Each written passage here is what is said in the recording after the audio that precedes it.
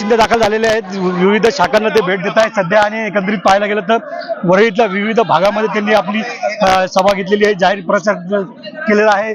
लाडक्या बहिणीचा इथं उत्साह आपल्याला पाहायला मिळतोय। सध्या एकनाथ शिंदे इथे वरळीत दाखल झालेले आहेत आणि एकंदरीत पाहायला गेलं तर सध्या एकनाथ शिंदे आपल्या संपूर्ण मतदाराला भेटताय आणि लाडक्या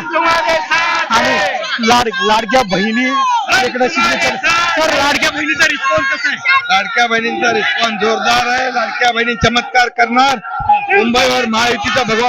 ओके, एकंदरीत पाहायला गेलं तर मुंबईमध्ये महायुतीचा भगवा फडकेल असं मत जे आहे ते एकनाथ शिंदे यांनी व्यक्त केलेले आहे। आणि याच अनुषंगाने सध्या वरळीतल्या या संपूर्ण भागामध्ये एकनाथ शिंदे प्रचार रॅली करत आहेत। या संपूर्ण प्रचार रॅलीमध्ये एकनाथ शिंदे आपल्या लाडक्या बहिणीची योजना जी आहे ती राबवलेली आहे। आणि एकंदरीत पाहायला गेलं तर सध्या संपूर्ण या वरळीच्या परिसरामध्ये एकनाथ शिंदे आता आपला प्रचार जी सभा आहे ती सभा करताना आपल्याला पाहायला मिळतात। आता येणाऱ्या काळामध्ये वरळीमधून नेमकं वरळीकर कुणाला मतदान करतात, ठाकरेंच्या बाजूने मतदान करतायत की शिंदेच्या महायुतीच्या बाजूने मतदान करतायत, हे देखील पाहणं तितकंच महत्वाचं असणार आहे।